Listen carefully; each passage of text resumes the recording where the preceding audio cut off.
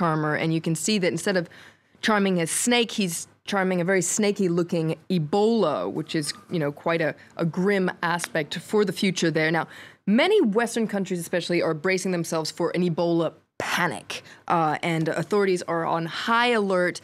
There have been a lot of reports of this kind of panicky atmosphere. I pulled out one piece in Slate. It's a curious incident that occurred on Wednesday on a flight from Philadelphia to Puerto Rico.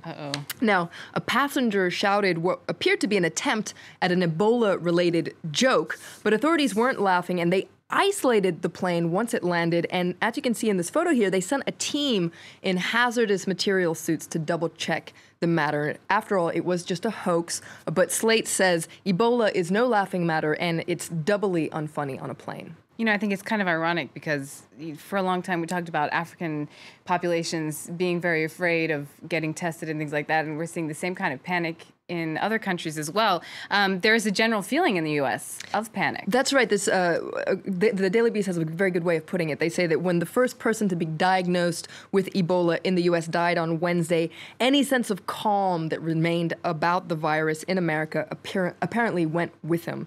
Now, the problem is, as you can see in the title here, the Ebola panic is worse than the disease. The outbreak of this fear-mongering is likely to have very negative consequences, very real consequences. For instance, emergency rooms are bracing themselves for this rush of fearful patients, especially as we go towards winter and a lot of people get the flu. Everybody panicking when they get the flu will stretch the emergency system to a breaking point, says the Daily Beast. Meanwhile, let's race against time to find an antidote. That's right. Now, experimental drugs are being tested, but so far there isn't a miracle solution. And The Independent investigates what is the price of a miracle cure. Like many Western countries, the world's pharmaceutical giants have been quite slow to respond to the Ebola crisis and have drawn criticism for this. Why is that? Well, The Independent wonders, were there cynical commercial considerations to blame? Because after all, large pharmaceutical companies tend not to invest in research and development for rare diseases because they're not profitable. And on top of that, large pharmaceutical companies, well, they're accused of spending more money on finding cures for first world ailments like cancer, etc.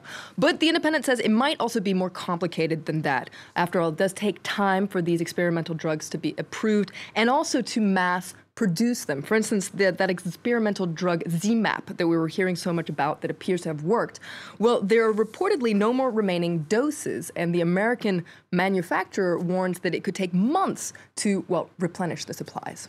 Wow.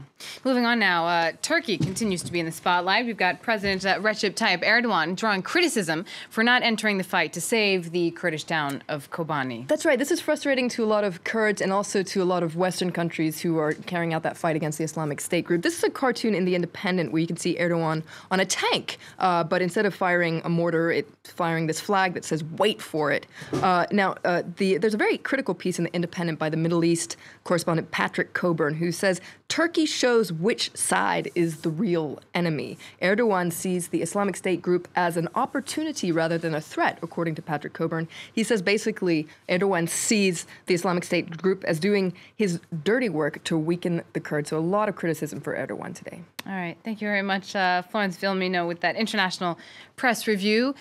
Coming up just after the break, all the top news headlines, and I'll be talking to the director of the World Coalition Against Death Penalty. Stay tuned to France 24.